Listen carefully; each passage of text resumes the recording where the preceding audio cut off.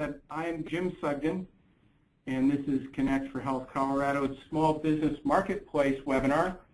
I'm the Small Business Marketplace Manager, and at this point you should have our PowerPoint up on your screen. So today we're going to be talking almost exclusively about the Small Business Marketplace, and we're going to be working through the various parts of it. Eligibility, and hold on just a second. Okay. And we're going to be, if you have today's agenda up on the screen, we're going to be talking about what is the small business marketplace, how do businesses qualify, what's our value proposition, how will employers access our small business marketplace, and how you can also expand the appeal of our small business marketplace to employers, and then the involvement of agents, brokers, and the assistance network. So let's talk for a minute, and I have a number of staff people here with me, so I'll ask a question from time to time.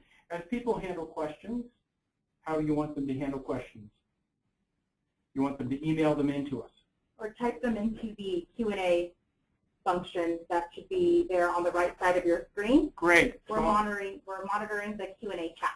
Okay, we're going to be monitoring the Q&A chat, and so as you have questions, you can type them in, and they'll be given to me, and we'll be able to handle them. If not immediately, we'll handle many of them before the presentation is finished. So let's talk about what the small business marketplace is and how it came into being. Obviously, it was formed as a provision of the Patient Protection and Affordable Care Act, originally as the Small Business Health Options Program, or SHOP, and many of us got to know it as SHOP. And you'll also see that reference many times in the press and also in certain other writings. It was rebranded not too long ago to the Small Business Marketplace because that was a concept that was going to be easier for many small business people and the public in general to understand. We're going to be opening our small business marketplace October 1st, 2013, along with the general opening of Connect for Health Colorado. The first policies will be effective for January 1st, 2014. And we get a lot of questions about whether or not we're going to have delays, and the answer is no, we're moving ahead with an October 1st opening, along with the features that we're going to be talking about today, including employer choice.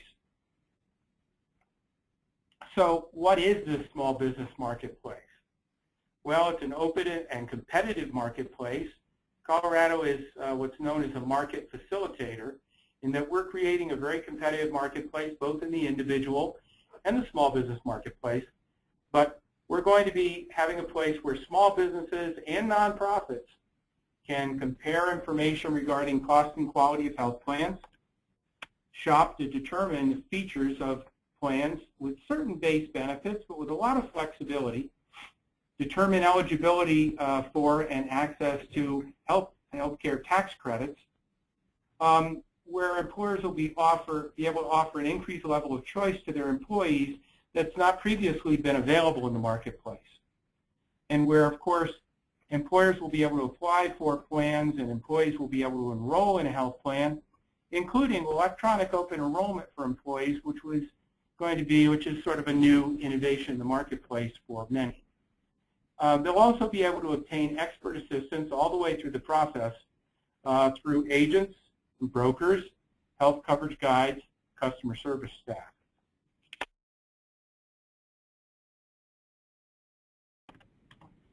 Okay, so what does a business have to do to qualify for this marketplace? Well, first of all, you need to have a Colorado location.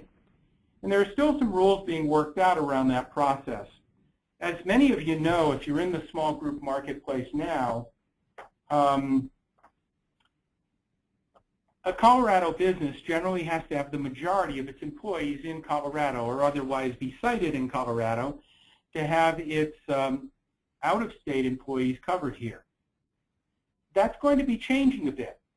So in order to be in the small business marketplace, a business will have to have a Colorado location and at least one employee in Colorado. the business will have to have 2 to 50 combined full-time and full-time equivalent employees. And that process, we're going to talk about how you arrive at who's a full-time equivalent employee in a bit. Full-time employees, as you may know from the PPACA rules, are those that work 30 hours a week per week or more. We were also given a chance, though, to decide, as many states were, to decide how we were going to define our small group market. And after study and working with our advisory boards, our board chose to define our small group market during the years 2014 and 2015 as being those companies with 50 or fewer employees. Now we're going to increase that number to 100 or fewer in 2016. But initially, for a number of reasons, the board chose to make a policy decision to limit us to employers with 50 or fewer employees. Employers also would have to offer coverage to all full-time employees. Now, we also realize that we have a lot of business groups of one in this state. And those business groups of one will have a change in their process. And those are self-employed individuals. They're partners where only one partner might be working, partnerships. And those business groups of one will be able to shop in the individual marketplace, and in fact will have, in some ways, increased choice over and above the amount allowed in the small business marketplace. That brings up the question for many folks about, well, how do you count employees? And the law has several different ways to count employees depending on what you're trying to do. So the total for entry into the small business marketplace is based on the monthly total for the previous calendar year. And the way that's computed is to add month by month the number of full-time employees to the number of full-time equivalent part-time employees. You can determine part-time hours for each month, and you can do this count by determining the hours of all your part-time employees and adding them together month by month over the previous calendar year, but not adding more than 120 hours per employee. Then divide that total by 120. And so that you'll have a number which represents the equivalent number of full-time employees from all of those part-time hours. During this first year of operation for the small business marketplaces, an employer can select a 6-month period during the previous calendar year on which to base their eligibility. They may want to be in, they may want to be out, but they can choose that 6-month period in which to define whether or not they would be eligible. Now we know that for most employers, deciding on their eligibility or whether or not they're going to be eligible is not going to be a problem. Obviously, if you've had 10 or 15 or 20 employees during the course of the year, you're going to know that you're eligible. And when you complete an application as a small business employer, you'll be given an opportunity to attest that you are eligible to participate and that you have 50 or fewer full-time and full-time equivalent combined employees. It's only those employers that are either on the line or have a large number of part-timers that need to do a computation like this. And for many of you, you'll want to consult your advisor to help you with this computation.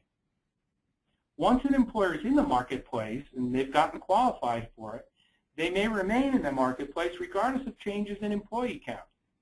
So it's very possible that an employer could do their count and find that last year they had a total of full-time and full-time equivalents of, let's say, 46 employees.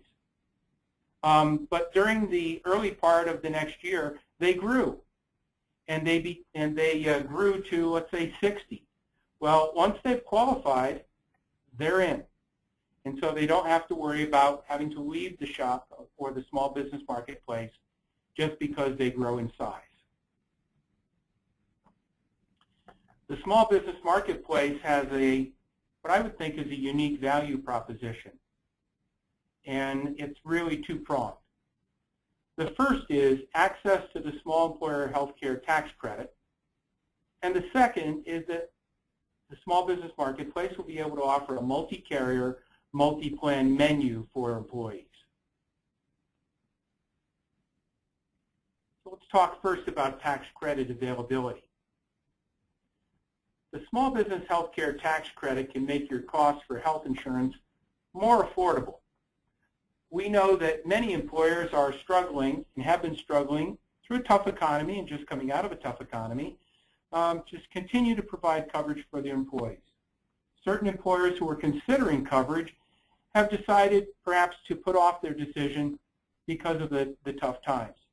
And so if they can use this small business tax credit, then they may find that they're able to either A, offer coverage that they didn't think was affordable, or B, continue coverage in a time that cash flow might become a little bit tight. Beginning January 1st, 2014, this credit is only available for products purchased through the small business marketplace.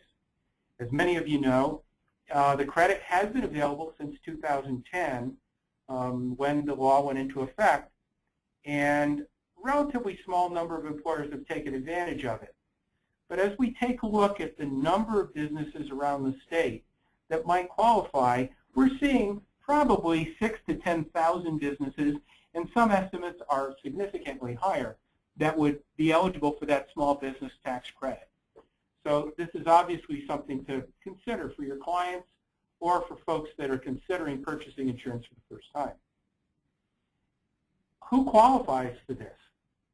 Well, employers with fewer than 25 employees for the tax year, for their tax year in which they take the credit. And again, this computation is a little bit different than the computation of employees for the purpose of whether or not you're eligible for the small business marketplace. In fact, within the law, there are several different ways to count employees depending on what you're trying to do. But employers with fewer than 25 employees would find that out by counting first their full-time employees, then adding all of their part-time hours for that tax year and dividing by 2,080 to obtain the full-time equivalent, and adding those two together. A second requirement is that average employee income has to be less than $50,000. But that average doesn't include owners or family members of the owners. And so, number one, less than 25 employees. Number two, average employee income of $50,000 or less than $50,000. The employer also must pay premiums under a qualifying arrangement, which means a non-discriminatory arrangement where contributions are not structured in a discriminatory way or in a position basis, for example, and cannot be less than 50% of the employee cost of coverage.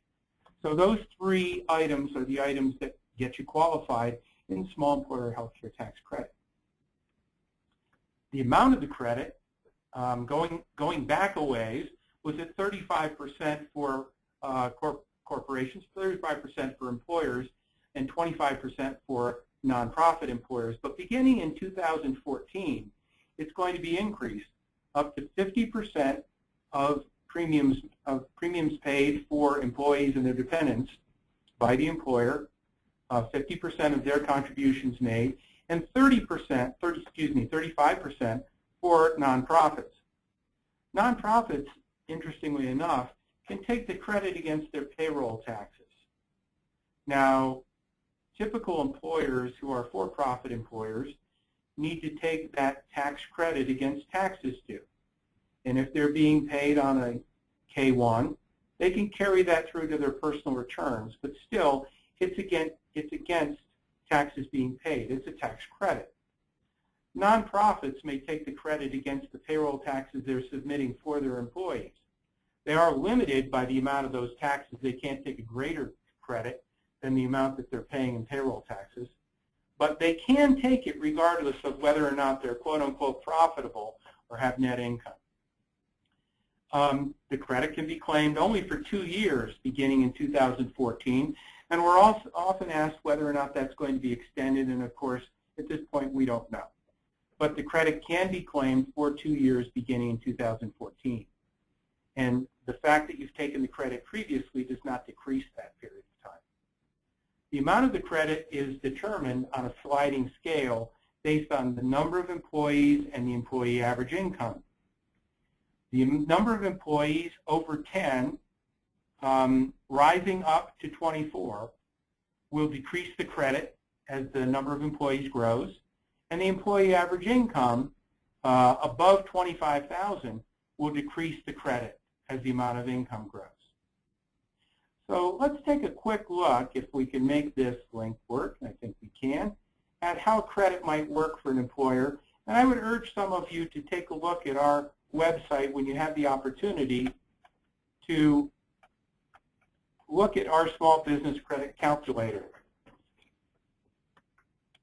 And we're going to do a little bit of technical work right now. Great. Thank you. On the landing page of our website, in the lower left-hand side, are both an individual and a small business estimator, credit estimator. And if you were to click on these, as I'm doing here, there's an explanation of the small employer tax credit, but there's also a calculator. And I'm going to do a simple calculation here that will allow you to take a look at what might be available for your business, or available if you are a broker and have clients, if you're an agent and have clients, or if you're with the Assistance Network and you're talking to small business owners, or just plain interested on how this thing works. Let's just take a look at this. So let's assume that there were 12 full-time employees, that there were wages paid to all employees and who were, again, not business owners, of $360,000 for the year, about $30,000 apiece, and that the employer premium contribution was $50,000 for those folks, and that they're not tax exempt. The calculation would come up to show that in 2010 to 2013, the credit would be $11,667. But estimated in 2014, the credit is $16,666. Significant assistance for folks that are trying to provide coverage for their employees. And for many employers, this could actually also mean the difference between increasing the amount of contribution they make or improving their plan in some way. Let's go back and take another look and look at a slightly larger company. And let's assume that their payroll with 20 employees is $800,000. And that the amount that they're paying for their employees is roughly $100,000. In fact, it's exactly $100,000. And let's calculate again.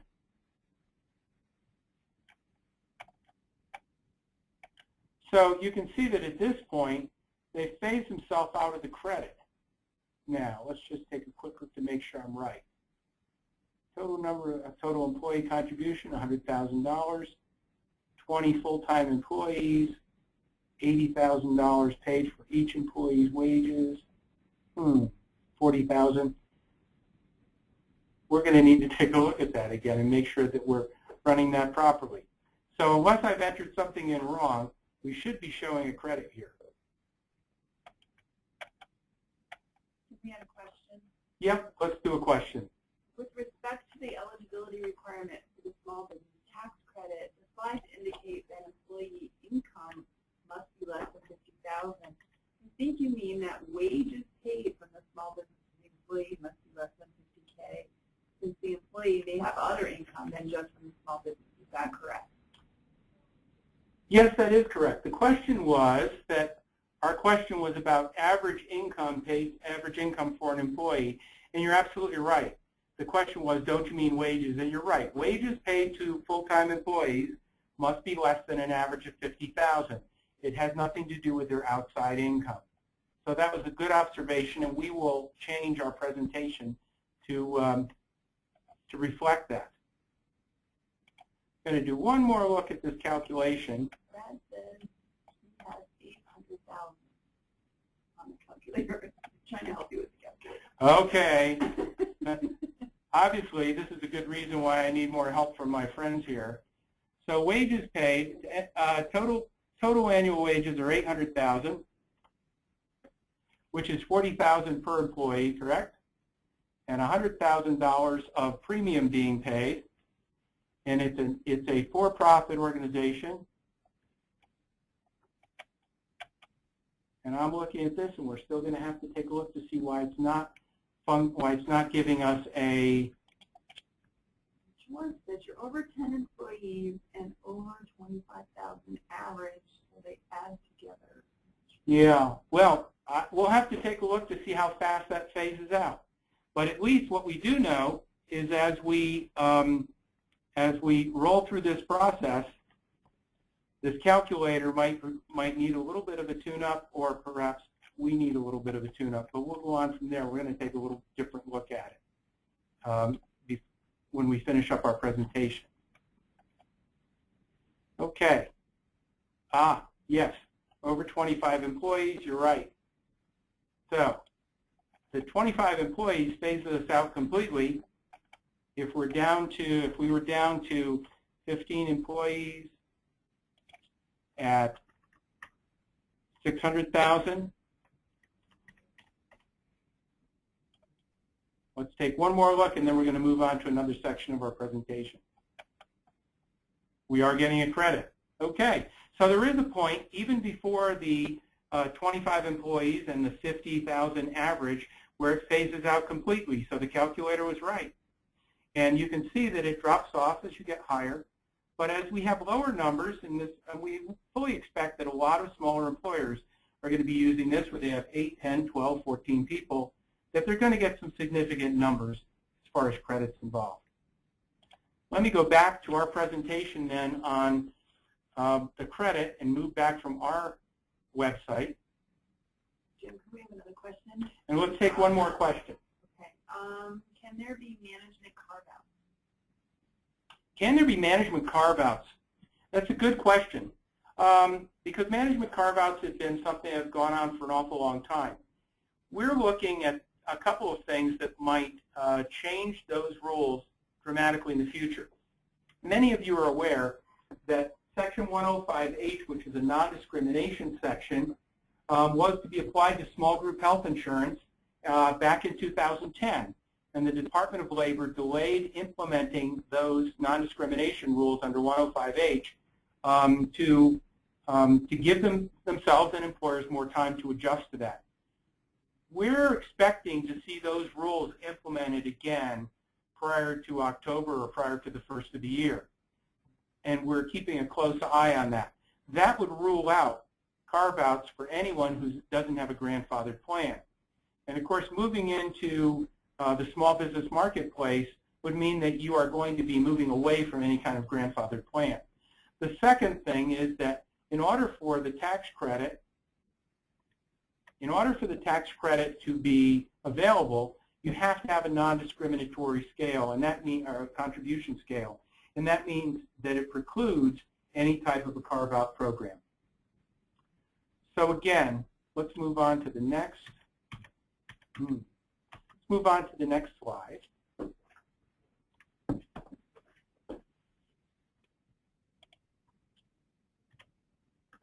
Okay. So the second part of our value proposition is about the power of choice. Yeah, it's great for the folks that are eligible for a tax credit to be able to claim that and get the tax credit and be able to save on their premium dollars and hopefully improve their plan or keep their plan in force.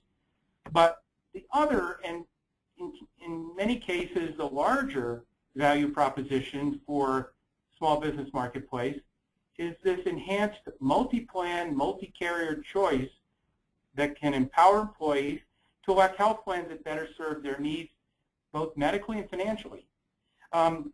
What we found is in other places, and many of you have heard this before if you've been to any of my programs, the Connecticut Business and Industry Association has been managing a private exchange marketplace for about 25 years. And they've been relatively successful. They've had between 25 and 35% market share year after year, offering their program direct to businesses through brokers and competing with other non-exchange options. But they've had this 25 to 35% market share because many employers found that this power of choice, which is their motto, was very appealing. And that the fact that an employer could provide a menu of plans to their employees and perhaps set up a defined contribution level, which might mean that they dictate that they would allow $300 or $400 or $500 per month, and the employee could look at the menu, purchase the plans that they wanted, and if the plan was more expensive than the allotment that was made by the employer contribution, they could purchase the balance with a pre-tax deduction from their pay. And when given this option, their history has shown that many employees elect plans that will reduce their cost, and often if they're sharing with their employer, it will reduce their employer's cost as well. So for example, if the employer decided to have a contribution level not of a flat dollar amount, but 50% of the plan that the employee chose, then those employees many times would be electing plans that fit their needs better. So choice, in addition to freeing employers up from the idea that they have to make decisions and that one or two or three sizes fit all, or that even one carrier's multiple options fit all people, that the employees can choose their own plans from a multi-plan, multi-carrier menu, and that way drive affordability. Let me show you what I mean by that. You all know, of course, that the plans that will be sold in the marketplace are going to be based on metal tiers, the bronze, silver, gold, and platinum. I think all of you are familiar with that. But our employer-employee choice options, as ratified by a board policy decision, would offer 4 different options, which are actually much broader than most other states. And the 4 options are one carrier, one plan, in which the employer looks at all the options and decides to offer one carrier and one plan only. In fact, this is the option that's going to be offered during the first year during from the federal facilitated small business marketplace. But we're going to have some additional options, and the next one is one carrier, but all plans offered on the exchange by that carrier. The third is offering one metal level, like the gold or the silver metal level, but offering all carriers in that metal level. And the final and most flexible option is 2 adjacent metal levels, like bronze and silver, and all carriers involved in those 2 adjacent metal levels. Now, to go back for just a second, considering that we've got 4 metal levels, and quite frankly, many carriers are not going to be offering a platinum plan, you might expect that with 6 carriers participating in our small business marketplace, we would have only about 18, 20, 22 options. But in fact, we intend to have much more than those. And that's because many carriers will be presenting multiple bronze or multiple silver options or even multiple gold options with varying size networks and varying benefit configurations. As you might remember, the metal levels are based on actuarial valuation. So if you took a sampling of the population in a certain region of the country and you looked at the average claims for the average person in that sample, a gold plan would pay 80% of those claims. But there are multiple ways that you can get to 80%. You could do it with a deductible up front, perhaps 100 or 90% coverage. You can do it with copays. You can do it with a big network. You can do it with a more narrow network. And so there are a lot of different options. And so we are seeing carriers exercise a lot of creativity. When we put that together, and we put together the fact that employers can choose as many as 2 adjacent metal levels, which include all carriers, it might very well see that that particular menu might have 30, 35, 40 plan options on it. The employees, we'll talk a little bit about the open enrollment in a second, but this gives employees a lot of latitude when they start selecting from their menu on how this is going to work. Any other questions you'd like us to handle at this point?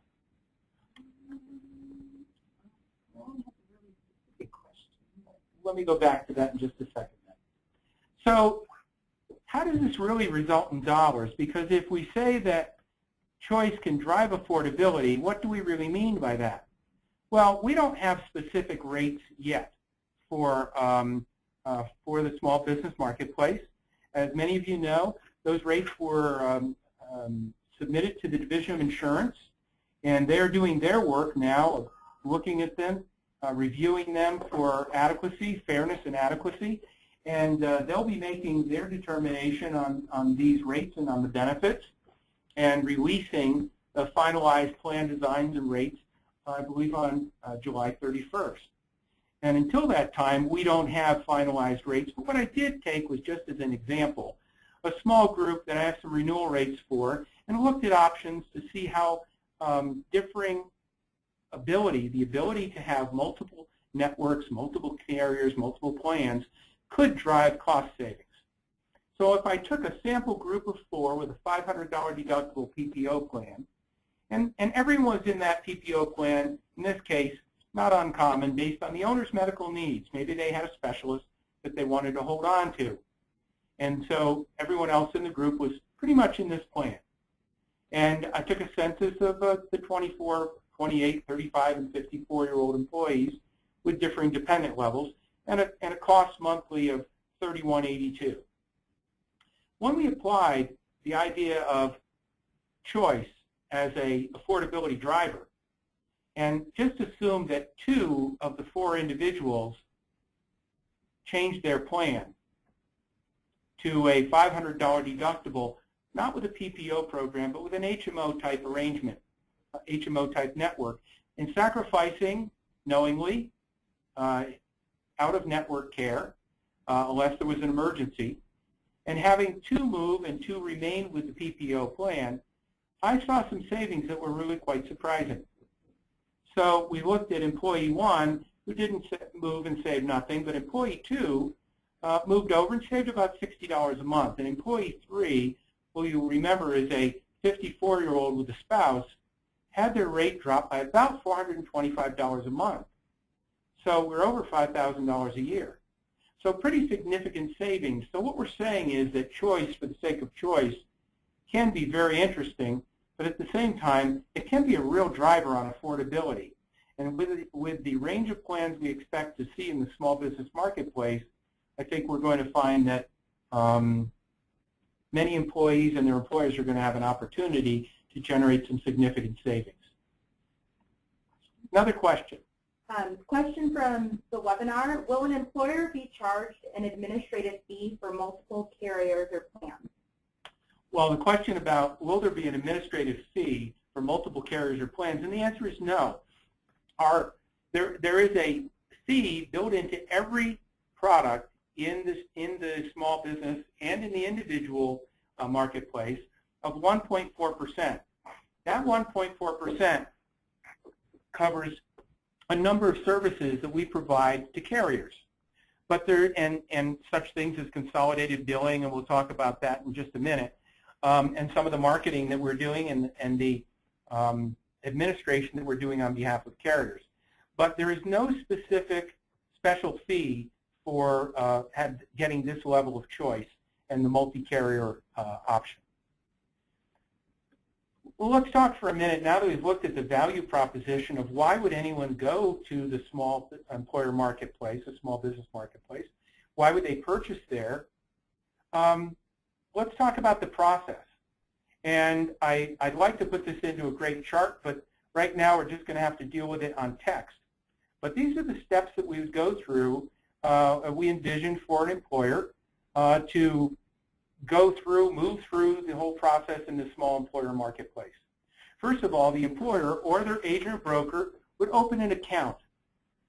And the account would take certain basic information about the employer, including their name and their zip code and things of that sort. They would build a roster, which is a listing of all their employees, and from that would be derived a census. The census is the listing of who's going to be covered and their ages and their dependent status. And their zip codes also to determine what service areas they reside in for which carriers. Then they or their advisor would review various proposal options, and there could be quite a bit of iteration because proposals can be emailed from our system back and forth, and there could be decisions about which of those 4 options that we offer might be best for this particular group. Once they decide on the right plan at the right price, they would complete a preliminary application, and I say preliminary only because there are a number of additional options before this is finalized. But it outlines the plan that they want, but also their contribution structure and the waiting period that they would have for employees. Once they've completed that application, it triggers an employee open enrollment process. And those open enrollments would be sent to employees at their email address. They could be prepared in a paper format, although we're looking to move away from paper and continue to move into the 21st century. But the employees would receive a participation code which they would enter and open their own account. So employees review their options menu and select the plans that they'd like, the plan that they would like, or waive coverage, so that every employee who's eligible would receive that participation code and allow them to go in and review their options. Now, we would fully expect that if they have an advisor working with them, that they're probably going to be speaking with that advisor. The advisor may be doing on-site meetings with employees to talk about their plan options. But we have the ability to do this in an electronic format. As they submit their applications or their waivers, the system reviews completed enrollments and waivers. And when the open enrollment closes, participation is reviewed as well. Now, another board decision that was made a while back was that in order to maintain a level playing field inside and outside the marketplace, we would have a participation level that is similar, that emulates, I think was the term that was used in the board policy, that emulates the outside marketplace. And so at this point, we would be looking at a 70% participation level, and we'd be looking at a contribution level as well that emulates the outside marketplace by being 50% of the employee-only cost, or $125, whichever is less. Since that policy was adopted, the HHS has instituted an additional sort of addendum to that process in which all states will allow an open enrollment period each year for any groups that don't meet participation and contribution minimums. And that period is November 15th to December 15th. So there's an open door regardless of whether a business meets enrollment, participation, and contribution levels. At the same time, we realize that for many groups, if they're not meeting them, they may not want to wait until that end of year open door. They may actually make other arrangements, and certain employees may find themselves shopping in the individual exchange. But once the open enrollment closes, the final invoice is prepared. Now, during the shopping process, the employer has gotten the opportunity to look at pricing and to see what their pricing would be before making their decision on which plan to offer. But we know that sometimes enrollments can differ from the assumptions that are made during the proposal process. Someone has children that they're going to enroll, or a spouse that they won't enroll, or someone waives coverage or takes coverage unexpectedly. And so there's a final invoice provided to both the employer and, if there's a broker, the agent who's working on the case. And that way they can review this and make sure that they understand any changes in the initial quoted premium before making a final acceptance. If they do make a final acceptance, then the employer application is released and enrollments are sent to the carriers. Carriers will review these enrollments, make sure that they have all the information they need, and specific carriers within an employer's plan will then send their certificates and ID cards to the employees that are involved. So let's assume that you have a group of 8, and they are split up among 4 different carriers, and just for the sake of example, 2 each. Those carriers would release those 2 sets of certificates out to the employees that have selected them. But each carrier will also receive a copy of the employer application, as will the carriers in the small business marketplace who may not have received any enrollees today, but might receive an enrollee tomorrow. So they're able to have a file for this employer so that if an enrollment happens next month or next year and a new employee chooses to go with a carrier that hasn't been selected previously, that carrier will be able to process that employee enrollment and understand exactly where it's coming from. And of course, once everything is set in terms of the employee enrollments and the ID cards and certificates, then the small business marketplace will provide the employer with billing and ongoing administration. The billing process is what's known as consolidated billing, in which the employer will receive one roster bill for all employees that are on their plan. And that's one of the reasons why the marketplace will provide the administration support, or at least be the primary place for administration support. Whether a broker, agent broker, is administering the plan and has the on behalf of right to go in and manage the employer's account for them, or whether that employer chooses to manage it themselves, or whether that employer chooses to go to our customer service department and make changes like employees coming or going or addition or deletion of dependents, then those changes will all be made first at the small business marketplace, and the small business marketplace will then transmit both the administrative information and the accounting out to the various carriers involved. By the way, one thing I hadn't mentioned on this sheet was that the small business marketplace effective dates will work like the present market. On the beginning of each month, employers will be able to enroll in a new plan. So if employers wanted to change plans, they may. But because our structures still need to be organized, fairly well organized at this point, and we're just starting out, we're going to be fairly strict about our process of requiring that all paperwork, including initial payment, be into the small business marketplace by the 15th of a month in order to have coverage on the 1st of the next month. We realize some carriers are a bit more flexible on paperwork, but we'd like to make sure that we're organized and can get things done in an organized way out of the gate. So as we start off October 1st, we'll be requiring that plans, in order for a plan to be effective on the 1st, everything be received by the 15th of the previous month. So let's go back to our value proposition again.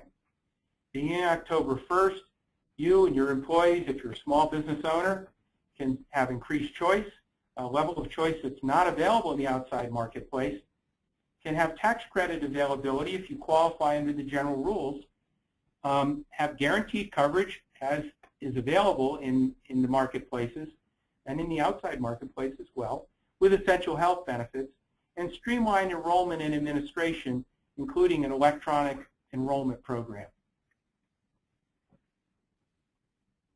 We've also talked about expanding Connect for Health Colorado's service to small businesses. And that means that we want to deal with many different small businesses, including those that may not have coverage right now. We ran some focus groups some months ago, and we spoke to employers who have coverage, and we spoke to employers who currently don't have coverage. And we've also done a lot of reading and seen a lot of research papers from large organizations running this kind of research. What we found was fairly consistent with the research we've seen in various places, which is that 80 to 85% of employers who currently have coverage want to retain it.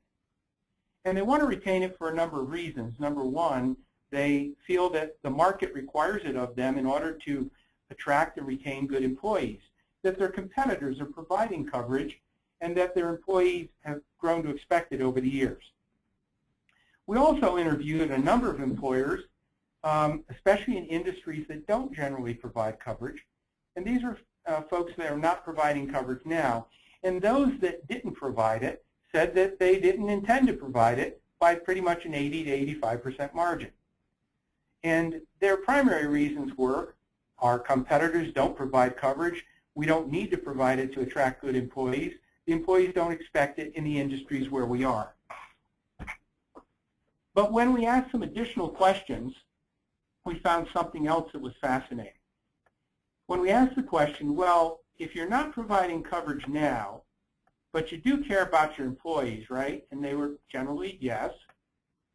then what if someone were able to spend a little time with your employees and educate them about the options available to them, even on an individual basis, to receive coverage at little or no cost? Because generally we find that the employers who weren't providing coverage were in lower income industries where subsidies would generally be fairly high. Well, 75% of employers indicated that they'd be willing to make some time available for an advisor, whether it's an agent, broker, or a health coverage guide, or any other advisor who wanted to come in and talk to their employees about their options to obtain coverage. About 75% of them said that they would make time available for that. So I think that many people out there who are thinking about this process should take advantage of this opportunity to provide educational services to employees in these industries that might not generally have coverage now, and to see what their options are in the individual marketplace.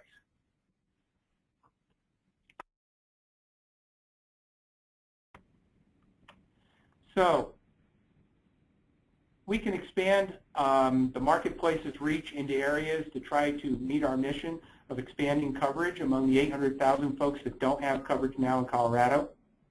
And in order to do that, we're going to be working very closely with agents, brokers, and also with our assistance network. We've had a good number of assistance network organizations that would like to do outreach and education to small businesses. Currently, for business that's on the books, certain studies that we've seen show that about 90% of small businesses with group plans are already working with a broker. But only about 35% of small businesses actually offer health insurance. Now, this number changes, but we've run our numbers here in Colorado, and we feel that this one's a pretty good one. And there are lots of reasons why businesses don't provide health insurance. Some are smaller firms, and all of their employees are covered by spousal coverage. Some are in industries, as we mentioned just before, that just generally don't provide health insurance. So there's a lot of room for expansion. Connect for Health Colorado will certify approximately 1,200 agents and brokers.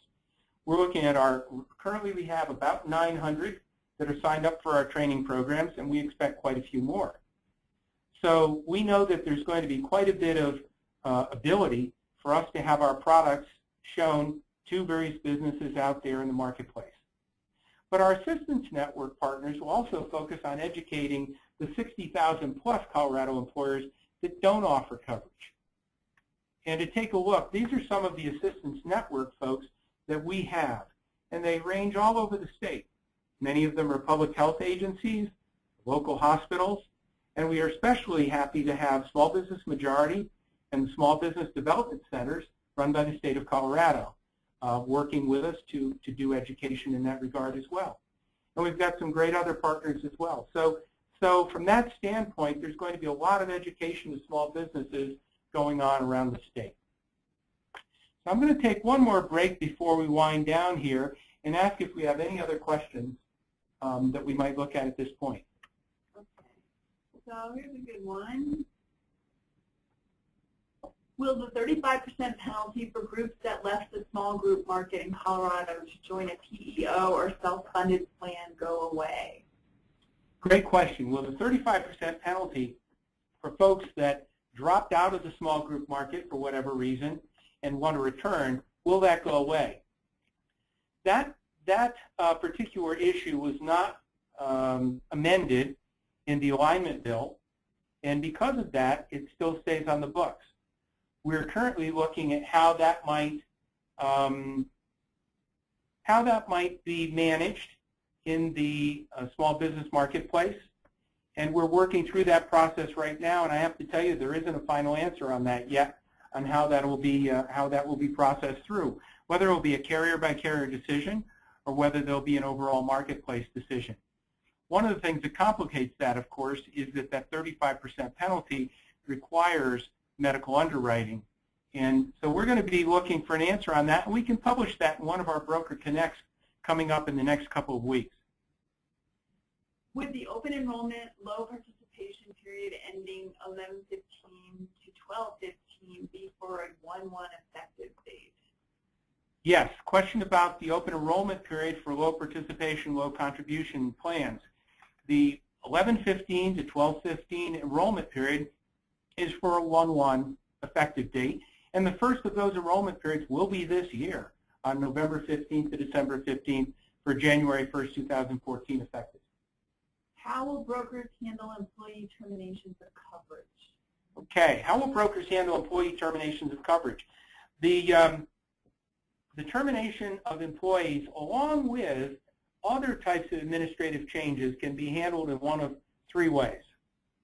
A broker will have, who is certified with us, will have on behalf of capability so that they will be able to go into the account that they've opened up or worked on with the employer's authorization, and they will be able to make those kinds of changes that employees are being terminated or employees have changes of dependence or even changes of address, especially important where there might be a change of network availability given that change of address. At the time they make the change, they'll receive a confirmation email that the change has been made, but so will the employer. So brokers can do that. The other two ways that this can be done is that the employer, some employers like to manage these things themselves. They can have their own username and password in that account, go into the account and manage that change themselves. Or they can call our customer service department and have the customer service department manage that administrative change for them. What is the estimated additional cost per group for all its extra administration provided by the marketplace? Okay, what's the estimated additional cost per group for all this extra administration provided by the marketplace? Great question. The 1.4% charge that I mentioned earlier is the charge that's being made across all marketplace policies for the administrative functions that the marketplace provides. The federal exchange, by the way, is at about 3.5%. I think it's exactly 3.5%. Our marketplace charge will be 1.4%, and it will be included in the claim side of the minimum loss ratio. Now, that 1.4% means that the carriers won't have to do certain things like consolidated billing and certain marketing functions and certain administrative functions. And there'll be electronic transfer of those things. So we're looking at this and saying that the 1.4% sort of earns its way in the marketplace. Since the shop is the administrator for the employer, has it been considered to offer administration for state continuation in COBRA? Will we handle that? There was a question about whether or not we're going to be administering here at the Small Business Marketplace, administering state continuation in COBRA. And that discussion has been made. However, we're going to be doing what we can to work with advisors and work with small employers about their administrative responsibilities, which, as you know, it is their administrative responsibility.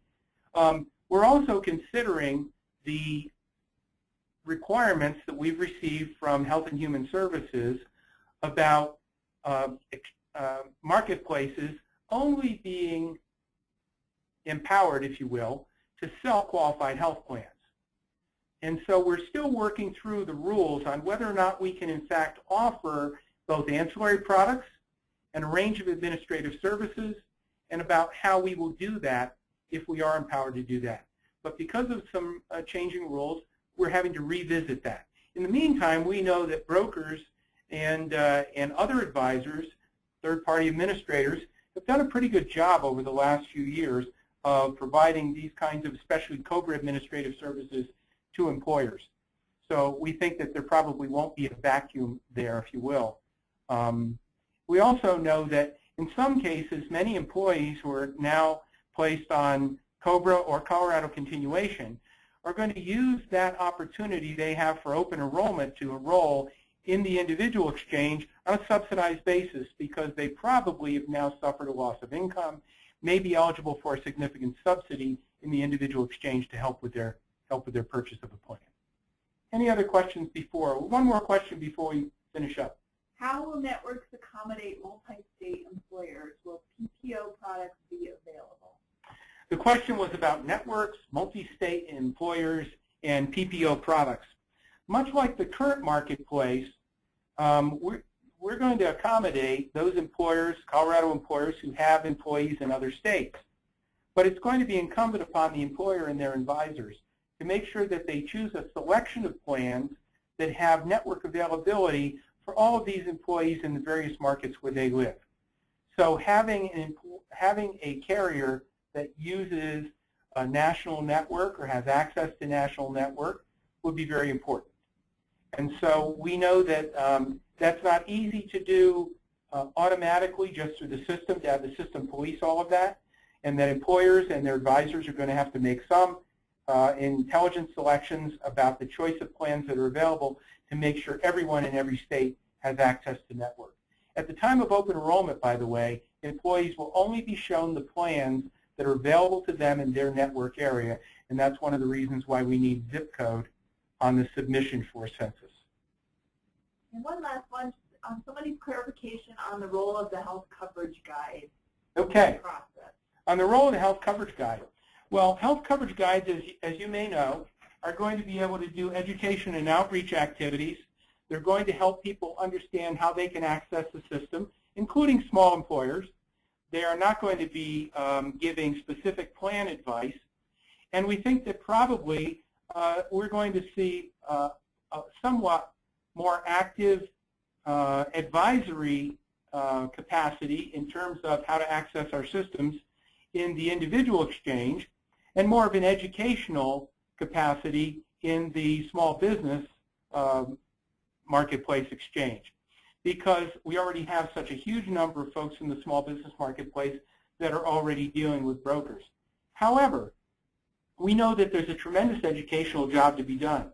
And as I mentioned earlier, the organizations that we have that have expressed an interest in communicating with employers that are up on your screen now want to do a lot of education in the communities and the areas where they are very active.